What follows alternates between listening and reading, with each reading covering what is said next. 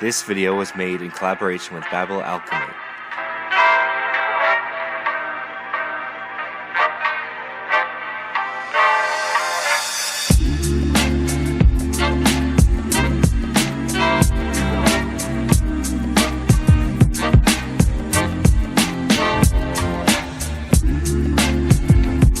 So I wanted to talk about my cold weather travel essentials. Now, today I'm in the city of Harbin in China, which is actually the coldest city in all of China.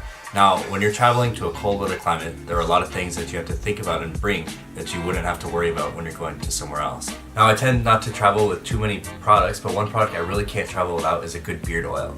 Now, recently I've started using this great new oil by Babel, and it's part of the Nomad collection. So this oil that I have here, it's scented with cinnamon bark. So that makes it smell great when you put it on. It also has argan oil and it has jojoba oil. So those things make it go on super smooth and make it super healing and moisturizing for your skin, which is really important when you're traveling to a cold and dry place like Harbin, because otherwise your beard can get all so much dandruff and no one wants to see that. And it's just so funny that this was from the Nomad collection, which is just so perfect for travel. There's something else I like to use when I'm traveling is a good beard balm. Now this one here has tea tree oil, and a beard balm can kind of help keep your beard looking nice and neat throughout the day. It helps promote beard growth, and this one is all organic and natural. So the most important thing to remember when you're traveling to a really cold place is layering. I can't stress how important layering is when you're traveling somewhere really cold. So let's start with what you're wearing on the bottom. So I start with these long underwear here.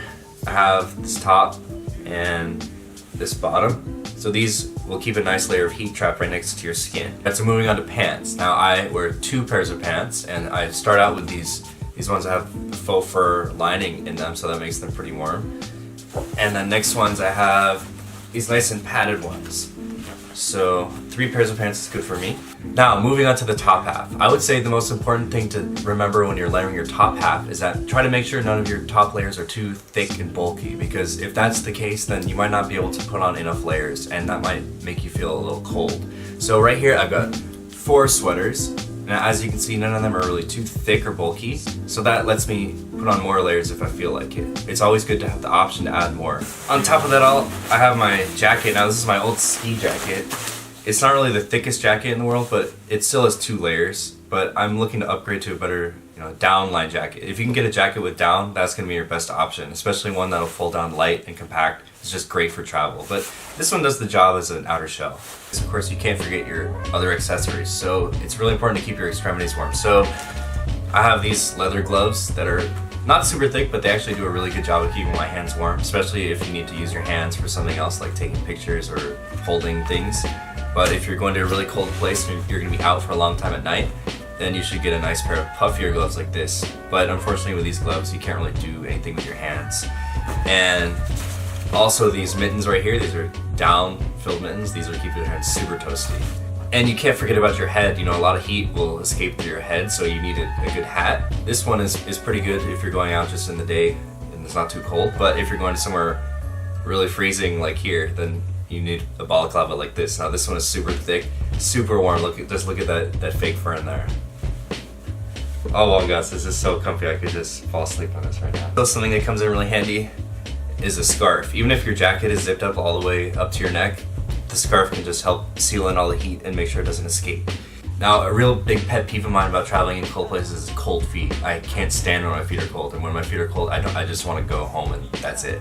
So to stop that, I wear 2 pairs of wool socks. This keeps my feet really nice and toasty. And I put my feet inside a nice pair of faux fur lined boots. Now, these are just a cheap Chinese pair, but they really get the job done.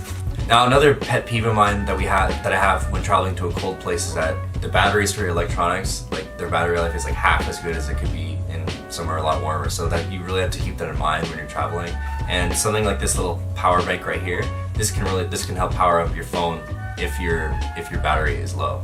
And something else that you can do to help fight the battery loss is you can get these attachable warmers like this. So you can place this right on your phone, right on your camera, right on all your electronics to help slow the battery loss. And you can also get these ones here that you can stuff inside your socks, stuff inside your pockets, and then just pop your hands right in there. And so this can really help you stay a little warmer. So these are some of my top tips for trying to survive in a cold weather climate. These have been working out pretty well for us over the past couple days, and today we're about to head to the Ice Sculpture Festival here in Harbin, which is the largest ice sculpture festival in the world. So we're super excited about that. I hope that these tips have been helpful for you guys, and if you have any more tips about how to survive in a cold weather climate, make sure you leave it in a comment below. And if you guys like this video, make sure you subscribe.